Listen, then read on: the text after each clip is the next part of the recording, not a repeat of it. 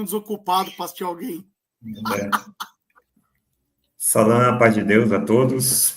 Entrando aqui ao vivo, no Salam Podcast número 5. Tema de hoje, condições de vida, trabalho e contexto econômico atual de acordo com o Alcorão e com a Bíblia. Novamente nós temos aqui o Cleiton, que não é mais nosso convidado especial, na verdade é membro vitalício aqui, né? Já tô com a cadeira aí, hein? Já está com a cadeira, é catedrático. Então, Cleiton, eu convidei aqui um pessoal. Certo. E aqui mais algumas pessoas aqui no WhatsApp. Legal. E algumas questões ainda faltam. Eu acredito que esse aqui possa ser o nosso último vídeo dessa série a respeito da religião e da economia. Certo. E eu gostaria de começar já com uma pergunta aqui, que eu acho que a gente passou meio rápido por ela. Tranquilo, estou mandando só o link. Acabei de pegar o link aqui, e aí eu também estou mandando para 2 pessoas. Esse link aqui que eu te mandei é o para entrar na live, tá? Se você conhecer alguém que... eu estou no YouTube, se você conhecer alguém que queira entrar na live para participar também. Não, tranquilo. Não, eu mandei para as pessoas entrar no YouTube. Maravilha. Então... Fala aí, meu. A primeira questão é aquela lá que eu acho que a gente passou um pouco rápido por ela.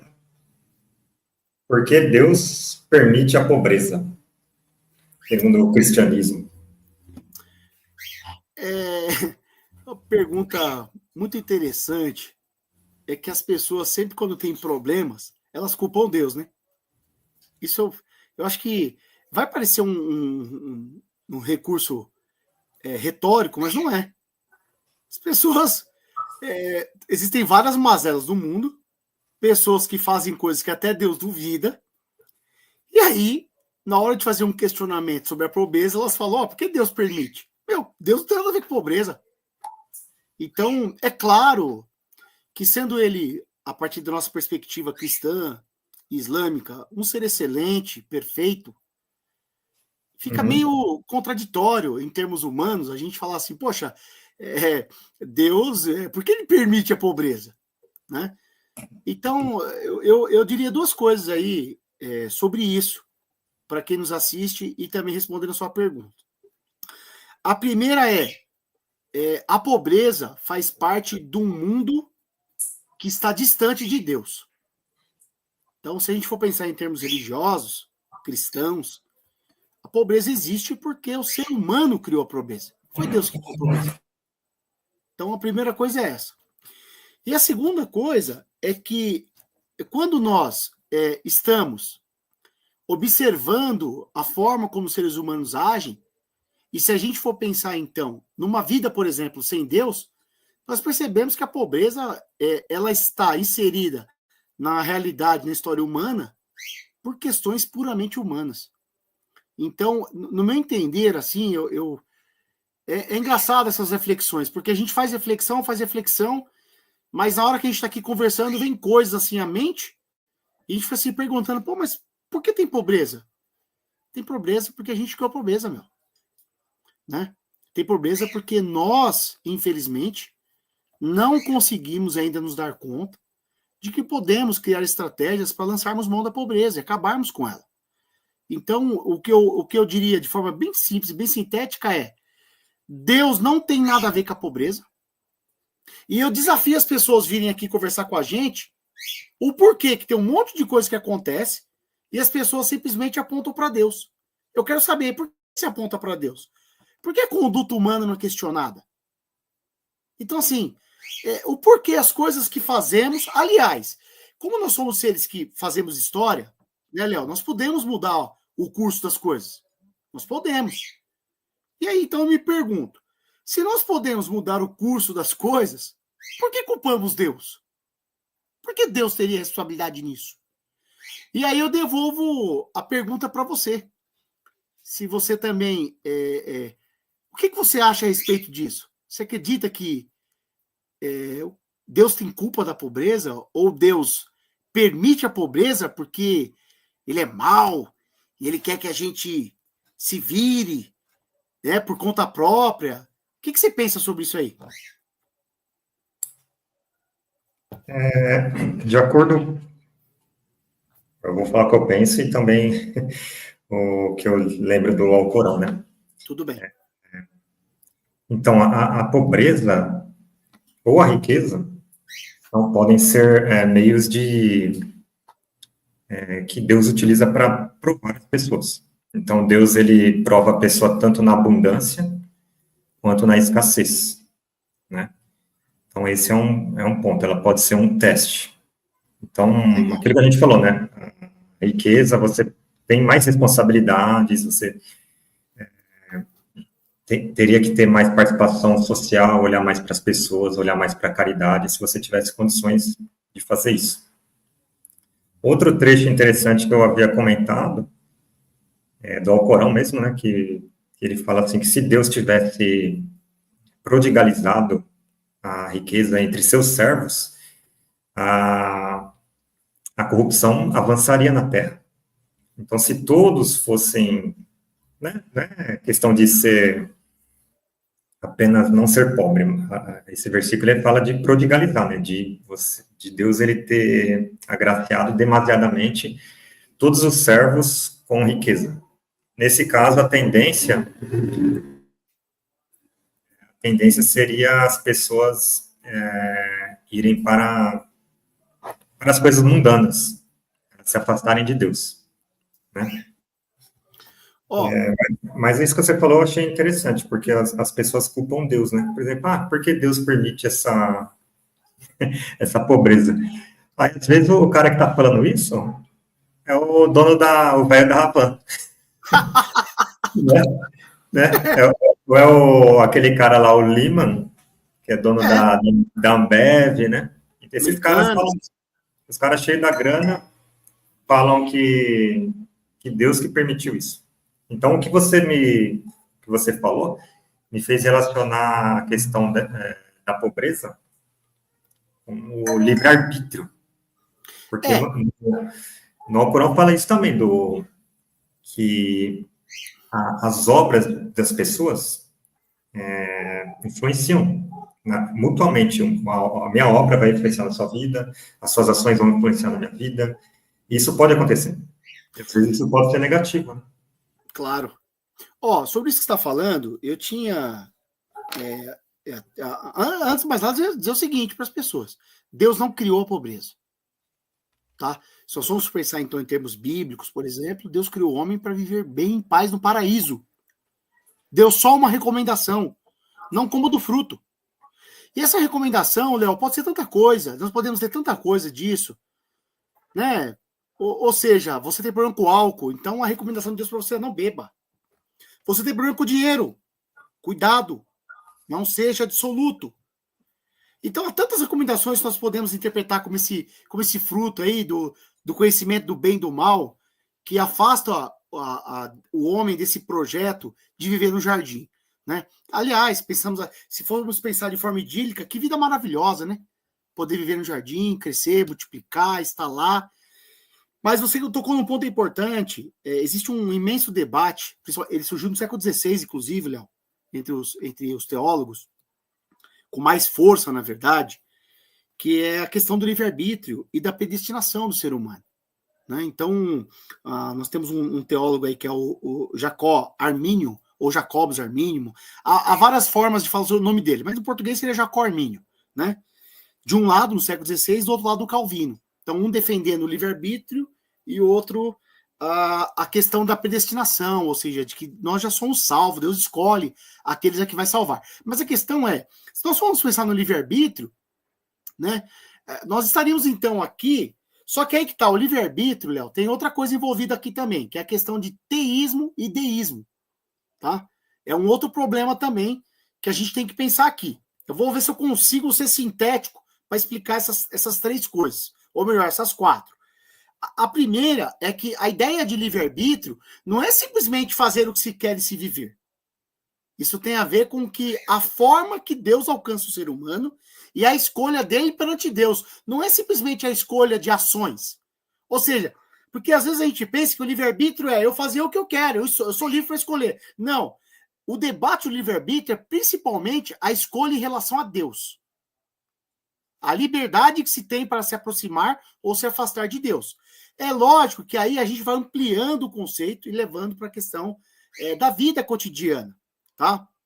Mas é importante dizer que o livre-arbítrio, sim, ele fundamenta essa questão. A pobreza é fruto das nossas ações porque nós fazemos escolhas. Né? A humanidade fez escolhas. Só que é muito engraçado, é muito fácil refutar um não crente sobre a questão da pobreza. É muito fácil. E o que você tem feito? Quem é você? Por que você está estabilizando Deus quando nós estamos agindo na história? Então, você percebe? Fica vazio. É muito engraçado que nós nem precisamos referendar em temas bíblicos. Intuitivamente, a gente vai conversando aqui e chega à conclusão, olha, não. E você? Qual é a sua responsabilidade, meu irmão? O que você tem feito? O que você fez? O que você disse. Você, às vezes, cria situações que prejudicam milhares de pessoas. Nós temos visto agora no Congresso que eu vi um negócio que dizia assim, que o Haddad disse que a direita não quer pagar imposto e a esquerda não quer conter gasto, né? Então fica esse jogo. Então esses caras decidem a vida de milhares de pessoas e aí depois ele dizer que é Deus. O que Deus vai fazer? Deus não vai fazer nada, meu. A responsabilidade é nossa. Tá certo? Mas é claro, se ele quiser, ele pode fazer. Aí sim vai ter a ver com a forma que nós pensamos a condução de Deus na história, tá? A outra questão sobre o teísmo e o deísmo é que a ideia é há um criador que criou tudo, mas nós estamos aqui vivendo a nossa própria sorte. Pensando numa ideia de deísmo. E há um criador que criou e comanda a história. Então a gente tem que escolher, na verdade. Tudo são questões de escolha. Tá? Mas eu diria o seguinte, eu tendo a pensar que estamos, sim, a nossa própria sorte até a vírgula. Porque nós temos que sempre acreditar nas intervenções divinas. Ele intervém, sim. Né? Mas tem vezes também que ele é como um pai que a Bíblia diz sobre o filho pródigo, Léo, né? Acho que você conhece essa parábola, e o pai permite o filho sair, o filho andar por aí. Então, às vezes, Deus permite, mas de vez em quando ele vai e volta. Ó, meu filho, acho que não, hein? Volta aí. Então, eu acredito que fica aí para as pessoas esse ensinamento, né? Que antes de culparmos Deus, ou nos perguntarmos de Deus, perguntemos sobre nós próprios, né? O que fazemos. Beleza? Acho que está respondido aí. Maravilha. Boa noite aqui para Sabrina e para o Ufomania Geopolítica. Eles escreveram aqui nos comentários, tá? Então, isso que você falou sobre o livre-arbítrio me fez pensar nos mandamentos, porque Deus ele não impõe nenhum mandamento. Os mandamentos são orientações. Por exemplo, se nós seguíssemos lá o mandamento bíblico não roubar, e o mandamento também que tem na Bíblia, no Corão, que é para sermos justos, próximo e tal, não teria pobreza, né? Porque a gente vê a concentração de renda, acho que é 5% ou 1% dos mais ricos, concentram mais de 90% da riqueza mundial. Então, isso é porque nós não estamos seguindo as orientações de Deus. Só que ele não impõe nada, né? Ele fala o que vai acontecer. É verdade. As pessoas falam, aí não vale nada, vai lá e faz. Aí depois o resultado a gente vê. Outra coisa que você, lá no início, quando você começou a falar dessa questão, me fez pensar na ordem natural. Certo. Porque você vê que, por exemplo, os rios já tinham seus cursos, a natureza já tinha sua ordem, né? Aí o homem começou a mexer nessas coisas. E o resultado? Resultado, por exemplo, secas, aí você desmata. Eu acho que na Bíblia fala sobre a questão de desmatar, né, também. Aí você começa a produzir regiões secas, miséria. Então é tudo, se você for fazer um levantamento, você listar todas as consequências, vai ver que é tudo humano. Ô, Léo, não tem outra espécie relacionada com isso. Eu acho que é sempre a espécie humana. Eu achei genial isso aí que você trouxe aqui pra gente, tá? Quando você diz o seguinte, Existem ensinamentos, tanto no Alcorão quanto na Bíblia, que se a gente seguir, a gente acaba com todo e qualquer problema. A gente acaba, é o que você falou. Não minta, seja justo, né? Todo trabalhador é digno do seu salário, e por aí vai. Se a gente fizer o que está na Escritura, né, a gente com certeza vai ser diferente. Então, é por isso que eu digo, Léo, que é muito importante que nós temos que dar espaço aos religiosos, não para fazer proselitismo, mas para ensinar para as pessoas um caminho bom, pô. Um caminho bom é sempre bom, né? Desculpa a redundância. A sabedoria, né? A religião, ela tem muito mais tempo de existência do que qualquer outra filosofia, de conhecimento, né? Porque se você for puxar aí as histórias da teologia, elas têm raízes ali de milênios, né? Antes da formalização da escrita já existia algumas histórias, alguns ensinamentos religiosos, né? Por falar em ensinamentos religiosos, eu estava pesquisando e eu vi que o texto mais antigo, ele tem uns 5.000 anos mais ou menos, e cara, acho que é Churupac, chama Orientações de Churupac, que ele deixa para o filho dele. Então, vários ensinamentos de sabedoria que ele foi ao longo da vida absorvendo, e ele escreveu tudo num tablete de argila, né? Legal. E deixou para o filho dele. Então, às vezes a gente valoriza muito o conhecimento formal e aquilo que foge ali da formalidade, né, dos artigos científicos, etc. As pessoas meio que não valorizam, né? E, continuando aqui, deixa eu ver se eu anotei mais alguma coisa dessa questão. Porque Deus permite a pobreza, então... Oi, quando você está procurando aí, Hum. você nem sabe, eu tô vendo a estante sua aqui e de repente pensei na Grécia, cara, acredita? Na Grécia aqui, ó, tem coisa. Aquela, a parte de cima ali, cara, figura geométrica e vira coluna. Parece um templo grego, cara. Sim, clássico, né? Tem que ser clássico. Que doideira. Acho que nessa eu ganhei. Essa eu ganhei. Pô, top. Então, cara, ó, mais uma coisinha que eu notei aqui é o seguinte, às vezes a pessoa, ela nasce em uma condição desprivilegiada, mas ela consegue fazer muito mais do que uma pessoa que nasce na condição privilegiada. A pessoa consegue fazer muito com pouco.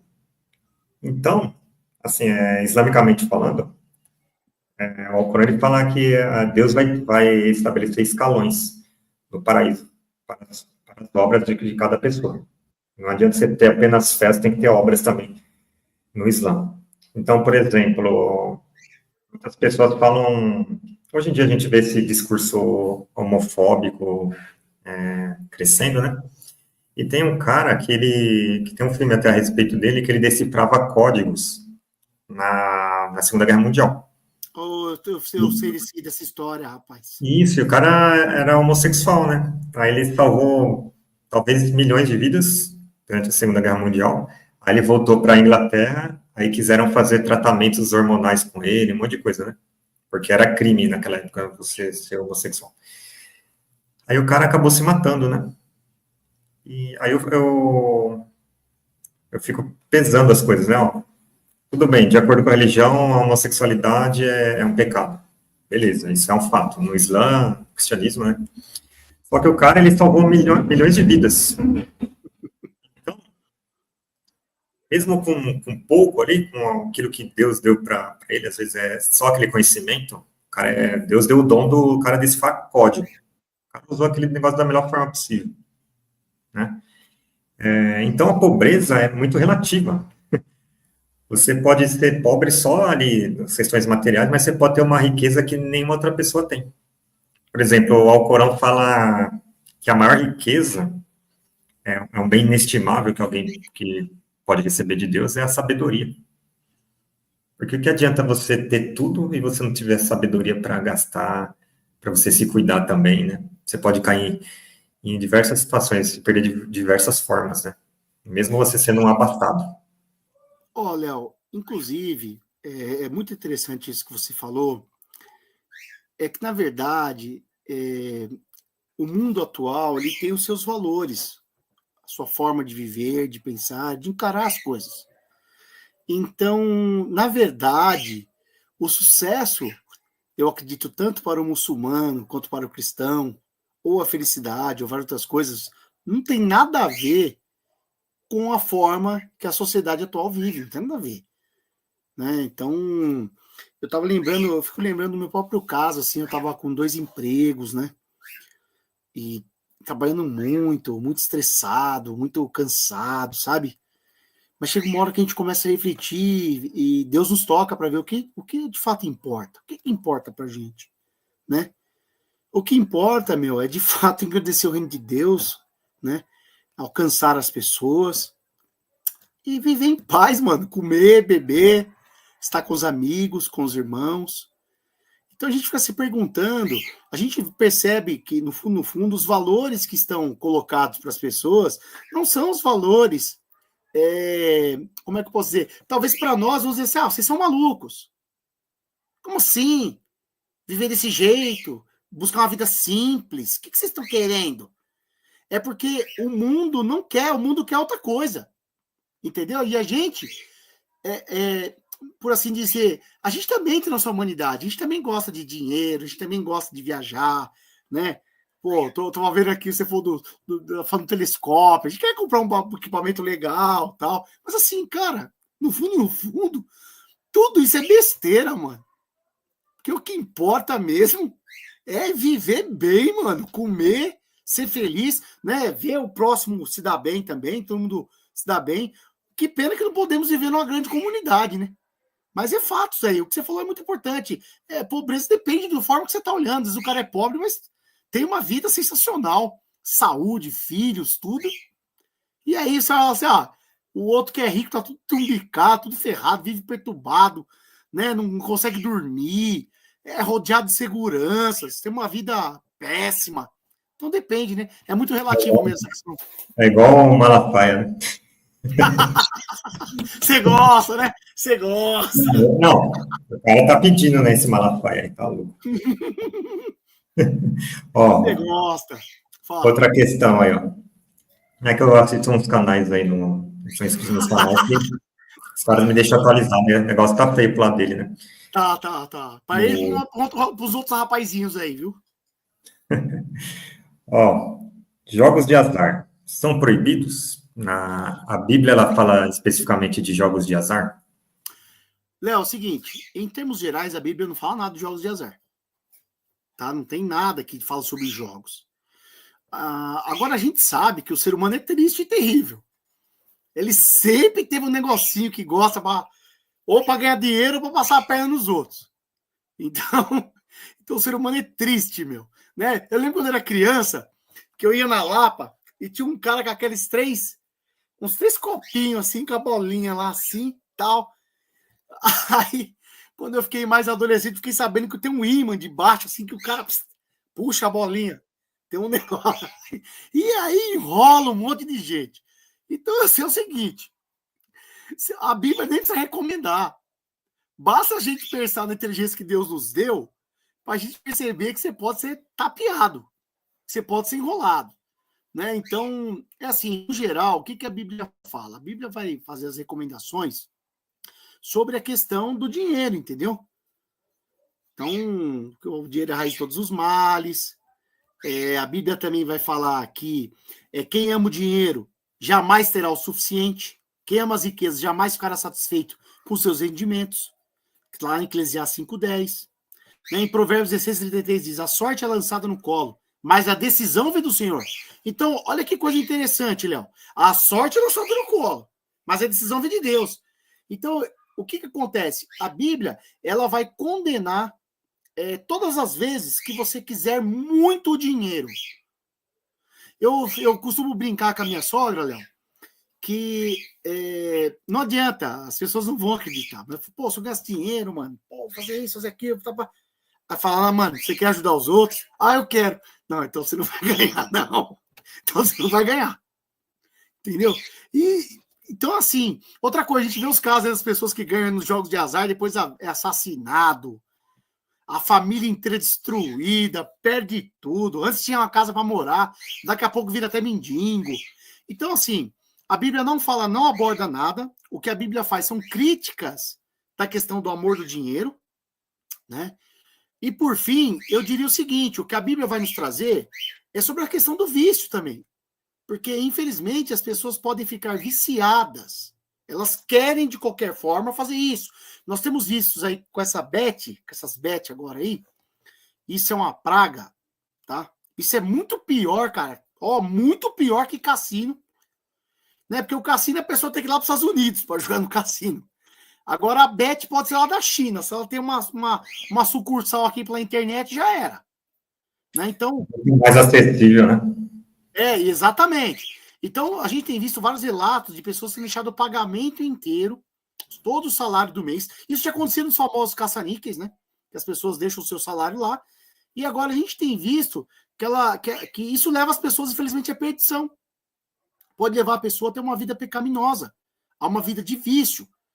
Então, independente de ter um versículo X sobre isso, um texto, ela tem alguns outros que vão mostrando que não é o ideal ficar participando desses jogos, tá bom? Ó, não é ideal, eu não falei não pode.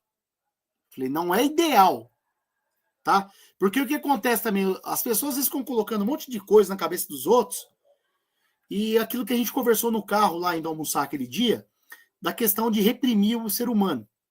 Então é tanto não, que aí a pessoa tem uma vida paralela.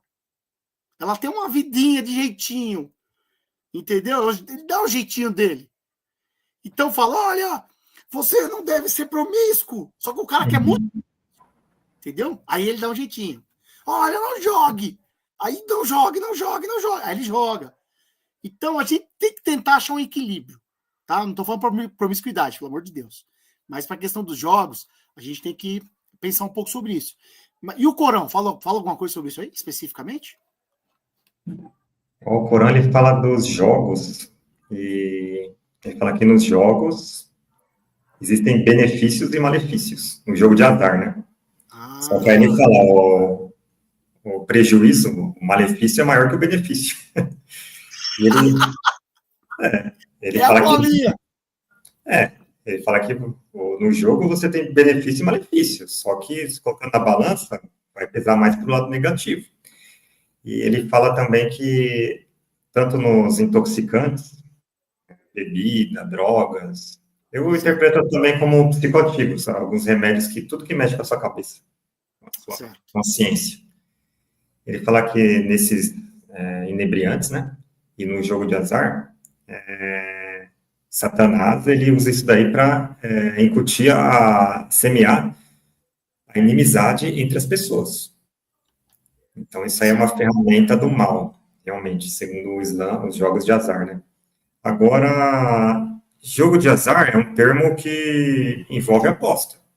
Lógico. Mas, por exemplo, assim, o xadrez. Na minha opinião, o xadrez, jogos assim, você vai jogar com seu filho, aquele jogo de cartas lá do Banco Imobiliário. Banco Imobiliário. Então, eu acho que é algo aceitável, é um jogo. Você vai jogar um videogame com seu filho, ou com um colega, ou sozinho. É um jogo. Só que o jogo, é isso que você falou, o limite, né, do vício. Não se tornando um vício, não te afastando de Deus, ele vai ser como uma diversão, um entretenimento para você descansar, você relaxar a cabeça, né? Por exemplo, saudável, né?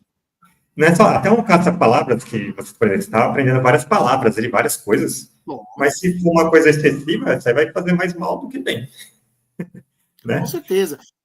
Ô Léo, eu acabo de me lembrar aqui que lá em 1 Coríntios 6,12 tem um versículo que eu adoro, eu acho muito legal ele. Diz assim, ó, tudo me é permitido, mas nem tudo me convém. Tudo me é permitido, mas eu não deixarei que nada me domine. Então, tudo é permitido, né? A gente, assim, é muito complicado a gente falar não só sobre os inebriantes que você afirmou aqui e tudo, Mas assim, a gente pode tudo. Nós podemos ter uma vida com muitas realizações, com prazeres até. Você, por exemplo, você falou podemos tudo. Então, por exemplo, se você falar, eu sempre quis jogar uma partida de pôquer apostando Certo, fichas, porque eu vi num filme. Eu certo, quero ir uma vez na vida eu quero ir no cassino e jogar lá, vai, R$ 1.000. certo, certo. Aí você, aí, então, para você, isso daí é algo aceitável, por exemplo, é o sonho da pessoa. Ó, veja bem, quando a gente fala tudo me é permitido, mas nem tudo me é lícito, eu queria dizer o seguinte, Léo. Imagina, eu vou pensar e vou pegar você como exemplo. Você pega e Deus prepara para você uma viagem para os Estados Unidos, e você tem a chance de passar por Las Vegas, né?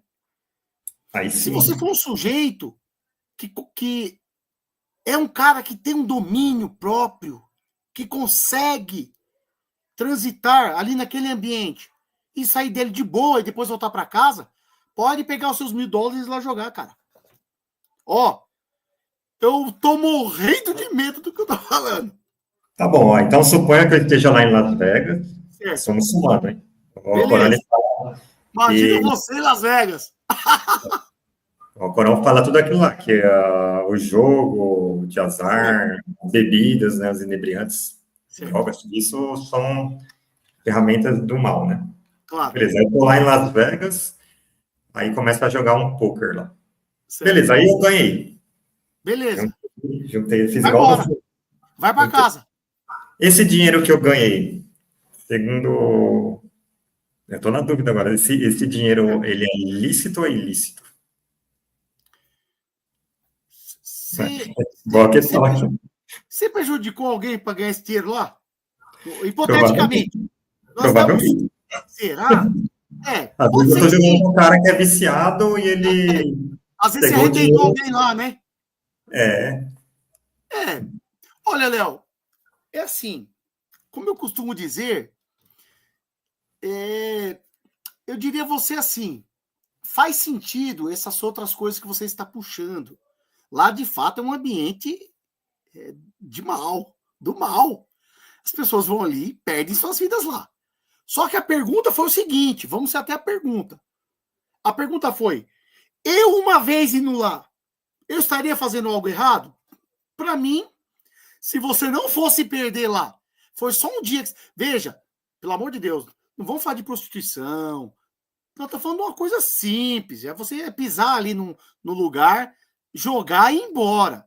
Tá? Porque senão a gente vai abrindo. Aí vai falar, tá bom, então eu vou no prostíbulo. Não, não é isso. Tá bom? Não é isso. Mas eu diria o seguinte: existem pessoas, Léo, assim como tem os gênios. mas não pode nem tomar 2 garrafas de vodka.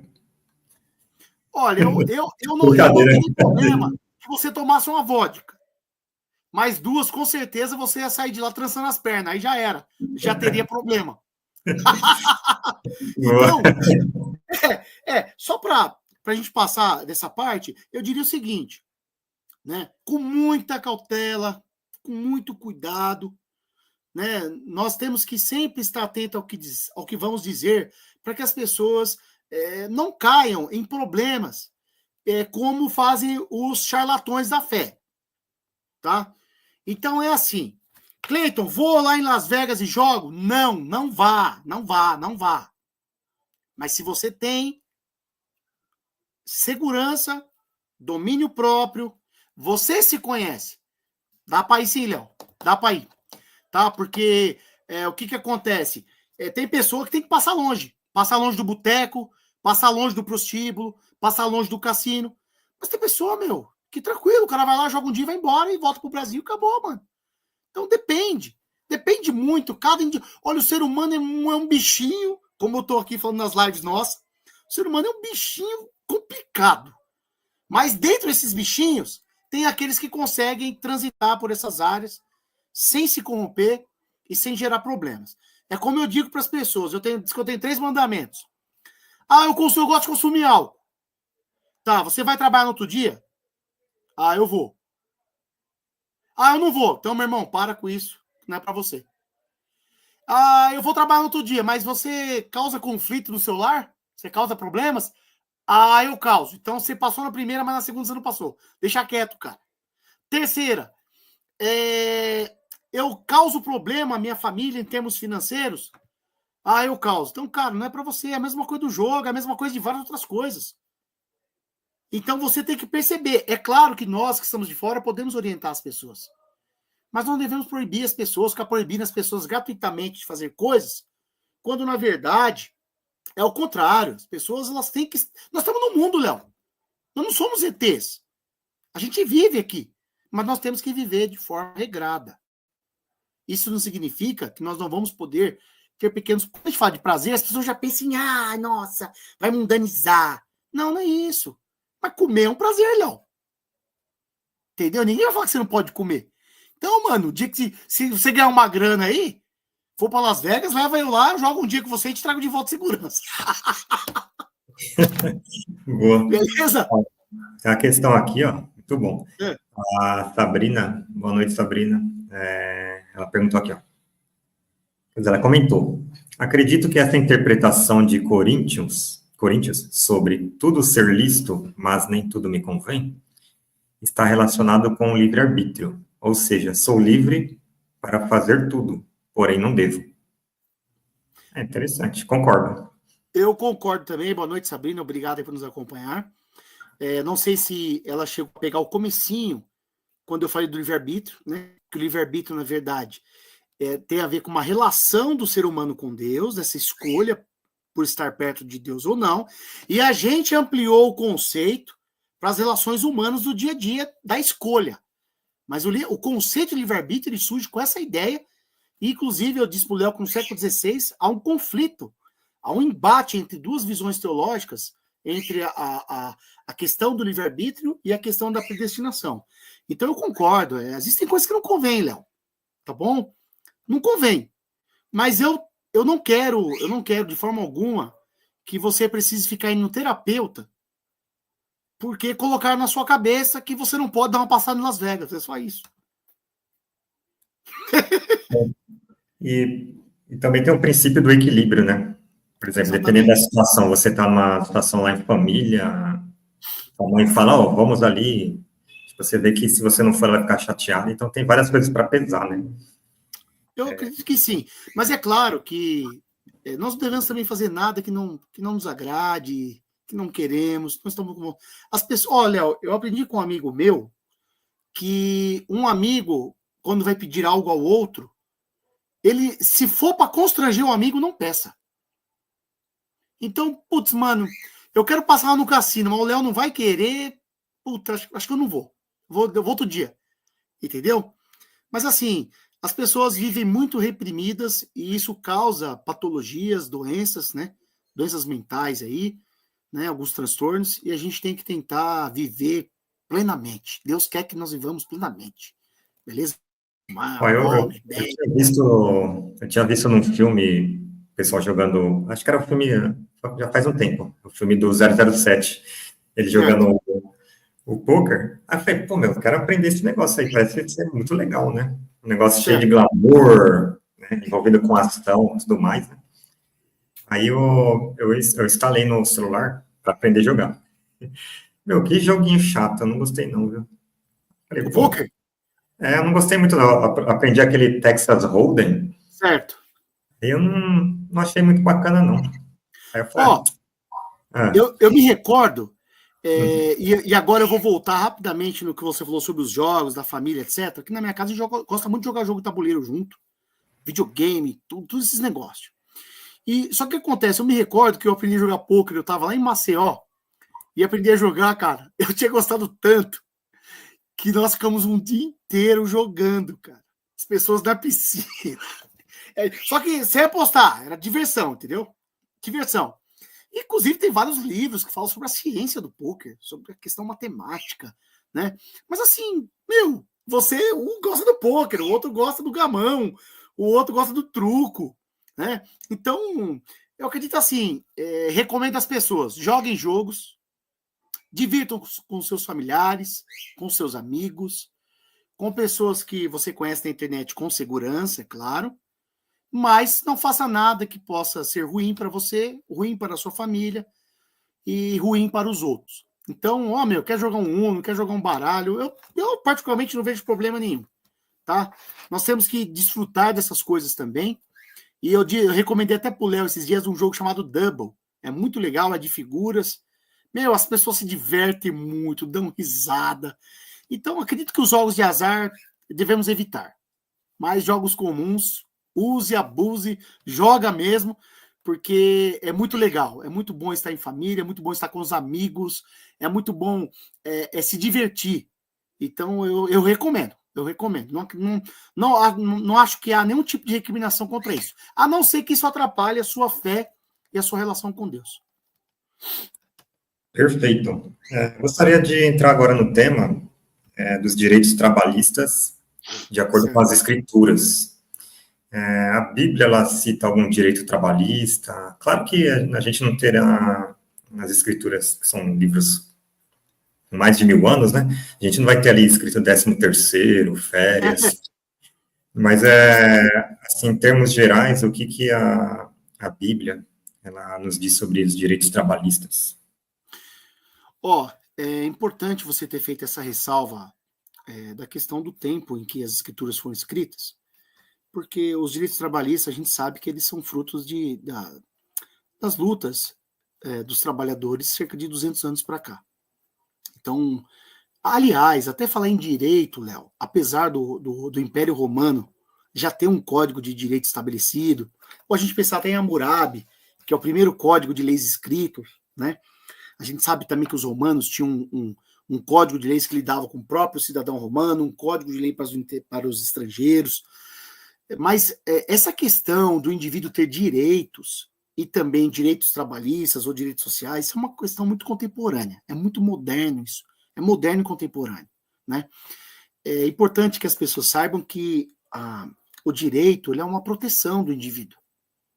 Então o direito ele surgiu para nos proteger de um governo autoritário, nos proteger de uma injustiça de um patrão, ou uma injustiça familiar, ou uma injustiça na relação com o outro. O fato é que o direito ele é muito importante. As pessoas costumam, Léo, desacreditar do direito, tá?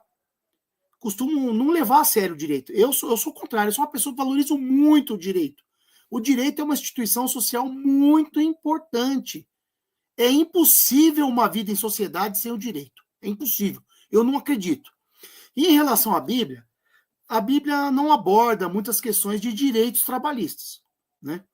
Mas tem um texto bem clássico que fala sobre a questão do direito que o trabalhador tem ao seu salário, né? Então, a gente pensar antigamente, nos períodos bíblicos, então a pessoa está trabalhando na lavoura, ou está trabalhando no mercado da cidade, quer que seja, então fala, o cara, ele tem o direito ao seu salário, tá? Mas quando a gente vai pensar na questão dos direitos trabalhistas, a gente vai ter que voltar nos versículos clássicos da Bíblia sobre não só a questão da justiça, da prática do bem, mas do amor ao próximo, né? De como a gente quer que as coisas se conduzam na relação com o outro. Então, em termos gerais, não tem assim um versículo específico que vai defender o trabalho. A parte que a Bíblia mais toca é a questão do salário, que o trabalhador é digno, o obreiro é digno do seu salário. É claro que o obreiro ali pode ficar meio entre a pessoa que está trabalhando em prol do reino de Deus e a pessoa no seu emprego secular, tá? Mas eu diria assim, mesmo que a Bíblia não abordasse nada sobre direitos trabalhistas, tá? Quando a Bíblia fala que nós devemos amar o nosso irmão, querer o melhor para o nosso próximo, agir com a verdade, com a justiça, seguir o exemplo de Cristo, automaticamente eu vou querer que as pessoas tenham condições de trabalho adequada, que elas possam ter seu descanso garantido, sua aposentadoria, né? E todos os outros direitos que você puder imaginar que existem para qualquer trabalhador que esteja no seu dia a dia executando sua função e sua tarefa. Então eu acho que é isso aí. E o Alcorão? Então, vou ler aqui rapidinho minha cola. Opa! Eu dei uma pesquisadinha aqui. Legal. Ele vai nessa linha, porque assim, a religião ela não pode ser limitada a um contexto, ainda mais o Islã, né? Porque o Islã, ele fala assim que é uma revelação, não para os árabes, mas uma revelação para a humanidade. Amém. E ele não estabelece um conjunto arbitrário de leis trabalhistas. Isso nos faz pensar que ele tem uma certa tolerância de acordo com as diversas legislações que podem existir em diversas culturas. Só que ele estabelece princípios gerais que devem ser seguidos, né? Isso que você falou aí sempre julgar com justiça e imparcialidade. Né? Devemos ter bondade com as pessoas que estão sob nossa responsabilidade. Isso inclui empregados, né? Então, você tem que ser bom e pagar um salário justo, não pode explorar a pessoa, tem que dar o tempo de descanso, não. Ele recrimina a avareza, isso implica que devemos pagar bem, né? Claro. Noite e o sono são valorizados como descanso. Ele também menciona o sono durante o dia, como a sesta após o almoço. Então, acho que a maioria dos países islâmicos tem esse costume. Acho que a Espanha também, como ela teve sob Influência domínio, árabe, né? 800 anos de influência árabe, eles ainda têm esse costume ainda hoje. Então, é importante isso. O descanso é valorizado. O exagero não é bem visto no Islã. Portanto, devemos equilibrar momentos de descanso, estudo, diversão e trabalho. Aqui, deixa eu ver aqui. O Alcorão ele fala o seguinte: aquelas pessoas que não seguem as orientações reveladas por Deus são injustas. Então, automaticamente, qualquer conjunto de leis que se afasta dos princípios da religião vai produzir injustiças, né? A gente vê muita coisa assim na nossa legislação atual, principalmente depois da reforma trabalhista do Temer, né? Rapaz, essa foi pesada. Aqui, ó, ele também fala que quando você estiver fazendo transações comerciais, trabalhando no comércio, tudo deve ser documentado, a não ser que tenha uma mercadoria presente ali, né? Um testemunha, tudo. Aqui, ó, o Alcorão não exige a escrita de contratos quando a mercadoria está presente, é isso mesmo. Aqui resumindo, é isso, né? Você viu que interessante? A gente converge. Sim. Né? Então você vê, nem no Islã, nem no cristianismo vai se tolerar que a pessoa que está trabalhando não viva de forma. É isso que tem em questão aqui, a dignidade humana perante o trabalho. Outra questão também. E aí, graças a Deus, nós temos a legislação, né, os direitos trabalhistas. Fala aí. Outras questões também é que no Islã as mulheres podem trabalhar, muita gente acha que não. Mas no próprio Alcorão, ele tem uma parte lá que fala daquelas moças que estavam indo tirar a água do poço. Certo. Moisés chegou e ajudou. Então, elas estavam fazendo um trabalho masculino. Então, o Alcorão não fala que isso é errado, as mulheres trabalharem, né? A questão do sexo frágil no Islã também não tem fundamento, porque ele fala que Deus criou o homem, o ser humano frágil. Ele não fala que criou a mulher frágil ou o homem frágil. Ele fala que criou o ser humano, a nossa espécie frágil, a nossa espécie. Homem e mulher são frágeis. Qualquer coisinha a gente está com 40 de febre aí, 30. Não precisa nem chegar a 38, você já está meio devagar, né? Ô, Léo, você falou algo do sono no Islã, desculpa te interromper. Eu vou dar uma indicação aqui de leitura para os nossos acompanhantes. Tem um autor chamado Jonathan Crary, tá? Ele tem um livro chamado Capitalismo 24/7, Capitalismo Tardio, Cis do Sono. Ele vai mostrar historicamente que o capitalismo tentou de qualquer forma nos deixar acordado 24 horas. Mas nunca conseguiu. O sono foi algo que eles não conseguiram. Você vê como é assim, é um escárnio, né? Pesquisar remédio para nos manter acordado para trabalharmos 24 horas por dia. Então, trabalhar ou estudar, né? Tem o tal de Ritalina. Os jovens aí estão tomando. Deixa a pessoa ligadona, né? Deixa a pessoa mais atenta. É claro, só uma ressalva. Existem pessoas que precisam do medicamento, né? Inclusive o medicamento ordena os pensamentos, melhora a concentração. E aí que tá, as pessoas que abusam, essas que estão erradas. Mas algumas pessoas que têm alguns transtornos, elas precisam e é dado que elas melhoram fazendo uso do medicamento, né? Então a gente tem que fazer essa ressalva. Ó, caminhando para 50 minutos, hein? Nossa, passando rápido, né? Vou tentar agilizar aqui, ó. Ó. Então, temos que caminhar para o final, hein? Ó, trabalho infantil, eu pesquisei também no Corão, Certo. e não cita, assim, um trabalho infantil que seria proibido, mas ele tem uma passagem muito interessante que fala da história de Abraão e Ismael. Acho que no Corão fala que é Ismael, não Isaac, né? Que ele fala assim, quando atingiu a idade... Ismael na Bíblia. Quando ele atingiu a idade de labutar com ele, ou seja, a partir de certa idade, o filho pode trabalhar com o seu pai.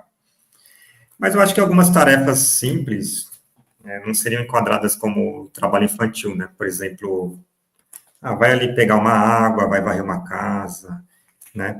Então, hoje qualquer coisa, eu acho que pode ser meio que até denunciado, né? Você vê alguém, uma criança fazendo alguma atividade, o cara pode te denunciar, falar, tá trabalho infantil ali. Exatamente. Mas isso é algo recente, né? É um tema complicado e, mediante o avançar do tempo aqui, a gente vai acabar, assim, correndo e não fechando o raciocínio, né? Mas é lógico, a vida é feita de etapas, né? Tem muitas vezes que a criança vai acompanhar o pai e tudo, e não está trabalhando nem nada. Então, são várias questões, mas é muito complexo. Então, eu prefiro agora a gente não entrar nessa seara, porque a gente vai longe. Vamos ter que discutir muitas questões e até tocar nas legislações mesmo. Estatuto da criança e adolescente, por aí vai. Beleza, então vou anotar aqui para a gente tentar retomar isso. Idade mínima, né? Questão da mesada também eu tinha anotado aqui, né? Mas depois a gente fala disso, ó. Tranquilo. Próximo tema aqui, ó. Eu falei do Islã na outra live, que o Islã, ele condena os juros. Nós falamos também que o judaísmo, o Antigo Testamento, ele permite os juros. O judeu pode emprestar com juros para quem não é judeu, para quem é gentil, né? Povo sem escritura. Então, o Islã proíbe, o judaísmo permite com quem não é judeu, né? E o cristianismo? Então, mas só tem um detalhe, tá, Léo? Existem textos, eu já tinha lido para você lá Êxodo, também tem referência em Levítico, onde Deus recomenda não cobrar juro. Tá? Então, o que acontece a gente vai ter que ver os contextos específicos das situações em que está se falando do juro. É importante as pessoas entenderem também que os textos sagrados, eles estão sendo escritos numa época, por determinadas pessoas, né? E aí nós já conversamos também, eu conversei com você, da forma como a gente acredita que esse texto foi escrito. Se ele é um ditado, se ele é uma inspiração, tudo isso tem a ver com a forma que a gente encara o texto. Como eu encaro o texto bíblico como uma inspiração, né? E isso nos leva a ver também que muito do que o indivíduo é naquele momento, ele também transpassa para o texto. Então, vai depender do contexto que ele está vivendo. Por exemplo, eu separei um versículo aqui sobre a questão dos juros, que tem a ver com a pobreza, que fala em Levítico, fala assim, ó, se alguém do povo empobrecer não puder sustentar-se, ajude-lhe como se faz ao estrangeiro e ao residente temporário, para que possa continuar vivendo entre vocês. Não cobrem dele juro algum, mas temam o seu Deus, para que o seu próximo continue vivendo entre vocês. Vocês não poderão exigir dele juros, nem emprestar-lhe mantimento visando algum lucro. É claro que aqui deixa claro que é para um semelhante, para uma pessoa próxima, mas a gente tem que analisar cada contexto. Eu diria o seguinte, no meu entender, nem o cristianismo e nem o próprio judaísmo no Velho Testamento, tirando as exceções, a gente tem que ir no contexto. Mas o cristianismo não endossa a prática da cobrança de juros, não. Não endossa. Infelizmente, é triste, as pessoas ficam chateadas, elas ficam nervosas, mas eu empresto a juros. Tudo bem, mas não é uma prática interessante para, eu acredito, tanto um islâmico quanto um cristão está praticando. Tá? Então, voltamos lá para aquela máxima de Coríntios. Tudo me é lícito, mas te convém? Convém você socorrer alguém no seu período de desgraça e cobrar juros dela? Só que os juros é uma praga tão grande que está espalhada na sociedade de uma forma que a gente parece que não consegue. não consegue rebater isso. Mas não há, Léo, não há nada na Bíblia que justifique a cobrança de juros. Não há, infelizmente não. Jesus manda dar, como é que eu vou querer receber? Imagine que um cristão aleatório esteja desempregado. Aí ele Certo. recebe uma proposta de emprego para trabalhar na Crefisa. Certo. Aí o cara entra num conflito, né? Um conflito da fé com a prática ali que ele vai ter que ganhar vida. Você acha que numa situação Caramba, Léo. dessa seria uma prova de Deus? Como que seria a melhor atitude do cidadão? Putz, Léo. Léo, que pergunta difícil. Que pergunta difícil, Eu pensei porque nisso. Eu pensei naquela conversa que a gente teve no carro lá, o que era cara aquela é igual o situação, cara né? que trabalha na Ambev, pô. E trabalha num banco. Você vai Agora é o trabalhar com o seu seguinte, inimigo, né? Você agora vai tem um trabalhar com o detalhe. inimigo. Diz que, então, nós seríamos, então, Léo, dentro desses lugares, os infiltrados. Nós tentaríamos baixar as taxas. Porque, assim, eu não vou dizer para a pessoa não ir trabalhar. Como é que eu posso dizer isso para ela? Não, recuse. Tem pessoas que acreditam que Deus vai livrar, entendeu? Vai arrumar outro emprego. Eu não penso assim. Eu penso que eu não vou impedi-la. Mas ela pode ser aquele cara que vai fazer diferença naquele ambiente.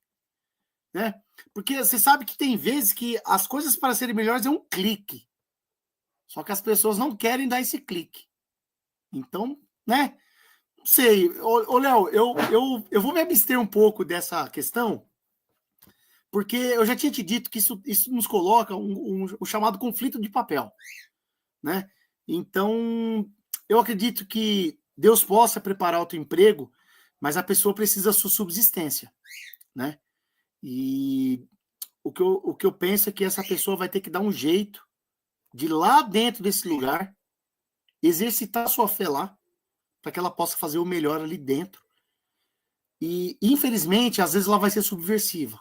Ela vai ter que ir contra preceitos da companhia. Nossa, meu Deus. Só que aí vai dizer, olha, mas eu não tenho que ser o bom servo, eu não tenho que... Você tem que ser o bom servo, mas você não tem que ser um cara que vai reproduzir o pecado, reproduzir o mal, porque o seu patrão quer, meu. Aí se não tiver jeito, vai ter que sair. Vai fazer o quê? Entendeu? Mas é complicado. Eu conheci um cara que ele era ancião das Testemunhas de Jeová, né? Certo. Ele trabalhou durante um bom tempo na fábrica de cigarro.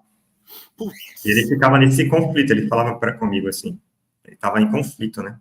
Até Nossa. que ele conseguiu sair de lá, porque ele, na religião dele é proibido, né, o cigarro, ele estava produzindo uma coisa que causa vício, dependência nas pessoas e ganhando o sustento dele ali. Então é Eu uma conheço um situação. cristão. Desculpa, eu conheço um cristão que era dono de boteco. Você pode conhecer até muçulmano que vende carne de porco aí, né, o cara. É complicado, né, rapaz? Você mora num lugar onde as pessoas só comem carne de porco, aí você é açougueiro. Aí Caramba, meu. situações limites, né? Eu diria que isso aí tá no fio da navalha, né, cara? Então, eu Você vou nunca dizer a admite. pessoa, poxa, vamos supor, tem 2 funeráveis, crianças, vai lá e empresta dinheiro, a gente sabe que não é bom, mas eu vou dizer pro cara não vai trabalhar, é complicado, é difícil. Por isso que a gente tem que transformar o mundo mesmo, para que possamos viver todo mundo de forma agradável. Beleza. Mais uma questão. O que a Bíblia diz para fazer com os ladrões? Léo, O discurso atual dos conservadores, né, bancada evangélica, a favor das armas, está de acordo com a Bíblia? não, de cara não. Jesus não estava do lado do ladrão da cruz e falou, ó, manda matar, termina logo a vida dele. Não, Jesus não fez isso, tá? Inclusive, Léo, a Bíblia tem versículos bem interessantes sobre a questão do ladrão. Ó, um provérbio, por exemplo, que eu peguei aqui, diz assim, ó, diz assim, o ladrão não é desprezado se, faminto, rouba para matar sua fome. Então, é engraçado, né? Então, peraí, a Bíblia apoia o roubo? Não, não apoia o roubo. Mas colocou uma condição, pô, a pessoa está passando fome, precisa aplacar a sua fome. Outra coisa também, eu quero voltar ao caso do ladrão da cruz, para a gente ir caminhando aí para o nosso encerramento, que é o seguinte, infelizmente, o roubo, né, o furto, ele não é só uma questão de ordem religiosa, é uma questão de ordem social, né? Infelizmente, a gente sabe que a desigualdade produz esses problemas. Então, um religioso coerente, que está ligado com Deus, ele jamais deve dizer a frase ladrão bom é ladrão morto. Ao contrário, ele deve fazer por onde essa pessoa alcance redenção e transformação de sua vida, para que deixe esse caminho. Como a Bíblia diz que aquele que chega perto de Deus, o que roubava não rouba mais, o que mata não mata mais, o que mentia não mente mais. Então, a gente tem que ter muita cautela. Nós, Léo, podemos ser tocados por uma violência a qualquer momento. Nós podemos, infelizmente, ser assaltados, furtados, mas isso não nos dá o direito de demonizar e dizer simplesmente que os ladrões devem estar à sua própria sorte, devem ser mortos. Não. Você, então, já que você fala que eles não devem ser mortos, quer dizer, o cristianismo fala, né? De forma alguma. Você concorda com a penalidade da pessoa ser presa? Léo, vai ficar muito extenso, mas a gente pode discutir isso. A gente está sempre pensando em temas, que é muita coisa, mas a gente tem que pensar no direito enquanto um sistema que estabelece contratos com as pessoas, normas de conduta, regras, e a gente sabe... Só coloco você nas cordas com as perguntinhas. Tô toda hora acusando o golpe. O que acontece é o seguinte, Léo, a sociedade, ela tem as suas convenções, as suas regras. Isso já é antigo, Léo. Ninguém escapa disso. Então, vamos dizer o seguinte, se a gente fosse resgatar aí Rousseau, e se você quiser a gente faz uma live só para falar de Rousseau, Hobbes, John Locke, esses carinhas aí, que eles vão falar da questão das liberdades dos indivíduos e dessas relações na sociedade, como que eles devem se portar. Então, Léo, infelizmente, existe um regramento jurídico. Então, eu não vou ser contra o cárcere, Léo, mas vou ser contra o cárcere perverso. Então, a gente tem um regramento jurídico na sociedade. Então, a lei diz, olha, Léo, se você furtar, esse furto que você cometeu é 3 anos de reclusão. Eu não vou poder ser contra, Léo, infelizmente, tá? Mas eu vou ter que ser a favor de que enquanto você esteja lá, você esteja todos os seus direitos humanos garantidos. Todos. E que lá não seja uma escola para você sair pior, mas sim um lugar onde, de fato, você vai passar por ali e vai cumprir com o que você devia e vai voltar restabelecido, de cabeça erguida. Então, o cristão tem que acreditar na melhora, na recuperação, tá? Mas, infelizmente, não vou poder dizer que eu abro mão, porque existe um regramento jurídico, né? Senão eu seria subversivo demais se eu falasse isso. E pensando do ponto de vista islâmico, me veio à mente a questão do talião, que o Alcorão fala do talião, né? Talião é pesado, hein? Então, se o cara te roubou R$1.000, você teve o prejuízo de R$1.000, e então qual seria a pena justa para esse cara? Ele devolver seu dinheiro e pagar aquele mal que ele te causou. Então, eu interpreto assim, se ele te pegou R$1.000, então ele tem que devolver os R$1.000, e aquele dano que ele te causou, ele receber. Então, ele vai ter que pagar mais R$1.000. Então, certo. Que ágio bom, hein?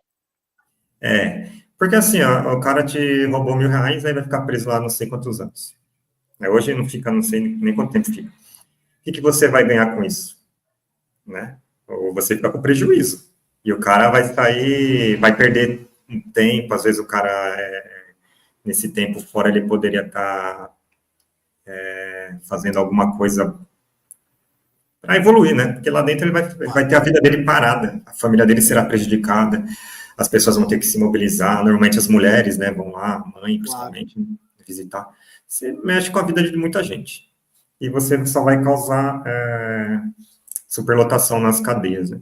Então, acho que não é uma pena que está de acordo com o símbolo lá da balança, né, da justiça. Eu acho que não tá de acordo. Usando, assim, esse raciocínio que eu vi do Islã, Ó, né? eu acho muito interessante isso que você falou, né? Legal. Só que é assim, a gente tem que entender que existe um regramento civil que rege a gente aqui. Então, eu não sou a favor do encarceramento pelo encarceramento, não. Não sou a favor. Se eu der a entender isso, eu falo, não sou a favor, tá? Mas existe um regramento e a gente tem que entender assim, como é que esse regramento age. O que a gente sabe que aqui, o que tem aqui no país, pelo amor de Deus, não é o ideal, tá longe disso. Não é isso. Quando a gente fala em sistema carcerário, etc., não é isso. Não é sobre esse exemplo que eu estou dando, tá? Mas acredita, lógico, se tem como ter penas alternativas, com certeza. Né? Não pode tratar um ladrão de galinha como alguém que comete algo muito periculoso, né? É diferente. Ó, só para terminar essa questão do ponto de vista do Islã, uma vez na mesquita eu perguntei pro sheik, né? Certo. Porque tinha um cara que ele tava roubando os tênis na entrada. Porque tem Pô, mano, o carpete, que é território sagrado que você tem que entrar descalço, né? lógico. Onde são feitas as orações. Aí as pessoas deixam os tênis lá, e o cara ia lá e roubava os tênis. Pô, Aí mano. o cara lá descobriu de quem era que estava roubando. Aí eu perguntei. Na época eu não sabia quase nada, né? Era novato. Perguntei assim, segundo o Islã, esse cara tem que ter as mãos decepadas? Hum. Aí ele, não, que isso? No Islã é a partir de 18 gramas de ouro. É um valor equivalente a 18 gramas de ouro. Eu não sei quanto está o grama de Pô, ouro. que grana, hein? Deixa eu ver aqui. Grama de ouro. Quanto está É. ouro? Deixa eu ver aqui. Hoje, cotação. Está R$ 516. Caraca. Vai dar uns 4 mil reais. Não, 18? É. Isso aí, meu, vai dar uma... Tô ruim de Quase 10 matemática. mil. Quase É 10 uns mil. 10 mil. 10 mil e Quase 10 pouco. mil. Aí eu perguntei para ele, né? Deixa eu voltar aqui. Voltei. É o mesmo delito. É delito do mesmo jeito, né? Aí o cara falou 18 gramas. Aí eu já tinha dado uma lida no Alcorão, não tinha achado isso. Achei muito estranho. Aí eu fui ler no Alcorão, tá falando aqui decepar a mão. Eu falei, nossa, o cara roubar qualquer coisa, porque no Alcorão não fala o valor. Certo. Ele fala que você pode perdoar a pessoa, ou, segundo aquela tradução, decepar. Aí eu Certo. fui ver que o verbo não estava no intensitivo, que tem um shada no meio, né? Então, a interpretação que eu vi, inclusive algumas pessoas compartilham, é de você fazer uma marca na mão da pessoa, um corte, para identificar que ela é um ladrão ou você perdoa. No caso, por exemplo, você analisa a situação, vê que a pessoa está passando fome, aí quando a pessoa está passando fome é uma culpa não só da pessoa, mas da sociedade, né? Lógico. Aí muda. Uma coletiva. Então é isso, referente Então, aos eu ladrões, acho né? que para a gente só, de repente, né, concluir isso aí, Léo, eu penso Uhum. que. Mas você vê, colocar uma marca também, não sei como seria isso também, sabe? Né? Porque quer queira ou quer não, fica um estigma, né? Então, é igual quando a pessoa também passou pelo sistema carcerário, quando ela saiu, cara, acabou, zerou. E as pessoas também, infelizmente, não deixam. É uma marca invisível essa daí. As pessoas não deixam a pessoa em paz, seguir sua vida, trabalhar, viver, né? Não dão oportunidades. Então é meio complicado. Mas, ó, temos muita conversa, hein? Caramba! Última questão. Lembra da questão surpresa? faz aí que o bife já tá ali para fritar, hein? Questão surpresa, hein? Vamos ver. MST segue o cristianismo, na sua opinião? Rapaz, Já disse para você que lá em Atos 2:40. Essa foi boa, hein? Essa foi boa. Ó, eu já disse a você o seguinte: lá em Atos 2:40 fala que nós temos que repartir tudo com todo mundo, meu. Beleza? Nós temos que repartir. O MST está procurando o quê? Repartir. Repartir para as pessoas terem terra. Então, eu não diria que o MST é cristão, porque é um movimento distinto. Ele não é um movimento oriundo da igreja, né? Ele não é um movimento religioso, tá? Mas ele faz o que a Bíblia manda, que é lutar para que os excluídos tenham uma vida digna. Então, eu diria o seguinte: indiretamente, eles estão fazendo o que Deus quer e espera deles. Que eles deem terra para aqueles que não têm terra. Meu Deus, quando vir isso aqui, você é apedrejado na internet. Tá? Mas é isso. É isso. Se Deus diz que nós temos que viver em comunhão, que nós temos que repartir o pão, se o MST quer isso, qual é o problema? Nenhum, não vejo nenhum problema. Beleza? Até porque a legislação do nosso país, a Constituição defende a reforma agrária, e a reforma agrária, infelizmente, nesse país aqui ainda não foi feita da forma que tem que ser feita. Inclusive, Léo, as pessoas não sabem que os países mais capitalistas do mundo, todos eles fizeram reforma agrária. Todos eles. É uma condição excelente para o capitalismo se desenvolver. É só aqui do país mesmo que as pessoas são ignorantes, aqui no Brasil, infelizmente, e ficam achando que reforma agrária é coisa de esquerdista, não sei o quê. Conversa, não sabe de nada. Acho que é isso aí, mano. Beleza. Boa resposta, hein? Como sempre. Obrigado, hein? Obrigado. A Sabrina perguntou aqui, ó. Ela comentou: no Jardim do Éden existia um contrato social entre Deus e o homem, para que não comessem do fruto proibido. Após o não cumprimento desse contrato social, o homem foi expulso desse jardim.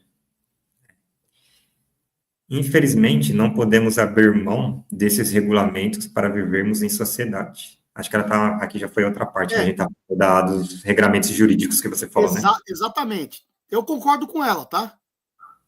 Eu concordo. Agora...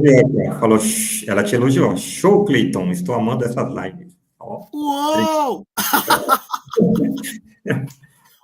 Ô, Léo, se você quiser depois fazer uma live para a gente discutir só direito e religião, a gente pode fazer, tá bom? A gente tá Quer fechar a próxima, direito e religião? Pode ser, direito e religião. Porque aí a gente vai tocar nessas questões, tá bom? Então, obrigado aí, Sabina, pela participação.